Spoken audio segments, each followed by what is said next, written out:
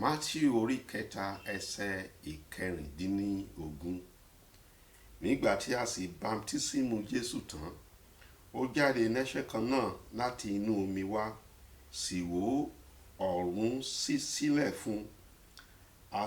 Ó sì rí ẹ̀mí Ọlọ́run sọ̀kalẹ̀ bí àdàbà, ó sì balẹ̀. Ọ̀run Jésù ó ṣí sílẹ̀. Ìgbà tí ọ̀run Jésù sì ṣí sílẹ̀ ló bẹ̀rẹ̀ sí ṣiṣẹ́ àmì àti ìyanu. Ní orúkọ Jésù, gbogbo ọ̀run ẹ tí ọ̀tá ti gbédè ní òní, ó pàṣẹ kan ṣí sílẹ̀ ní orúkọ Jésù. Ọ̀run ìṣeré, ọ̀run ìtẹ̀síwájú ẹ, ọ̀run ògo ẹ, ọ̀run ayọ̀ tí agbára òkú ti pàdé. Mo sọ̀rọ̀ sí ọ̀run ẹ, mo pàṣẹ kó ṣí sílẹ̀, mo pàṣẹ kó ṣí sílẹ̀, kí ọ̀run ẹ kó ṣí sílẹ̀. Ìgbà tí ọ̀run Jésù ṣí sílẹ̀,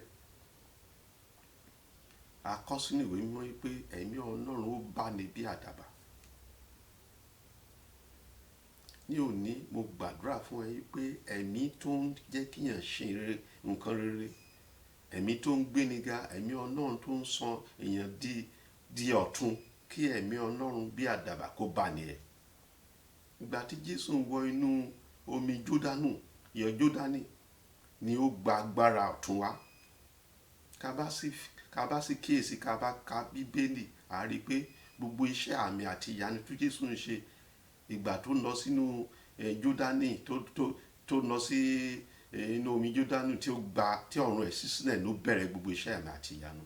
Ní òní mo pàṣẹ, ní àti òní lọ, kí ọ̀run ẹ̀ kó ṣí sílẹ̀. Gbogbo àwọn agbára tó ń dé ọ̀run ẹ̀, tó ń tilẹ̀kùn ọ̀run ẹ̀, ní òní mo pàṣẹ kí náà ìnánu kó gbé wọn mì, kí oòrùn kó jà fún ẹ, kí òṣùpá kó jà fún ẹ, kí ìràwọ̀ kó jà fún ẹ, káwọn áńgẹ́lì jà fún ẹ.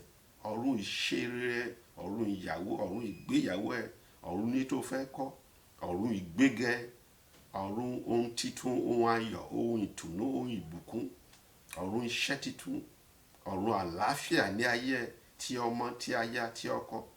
Mo pàṣẹ ní orúkọ Jésù Kristi Násárẹ́tì kó ṣí sílẹ̀ lónìí. Bẹ́ẹ̀ ni ó rí lórúkọ Jésù Kristi Olúwa wa.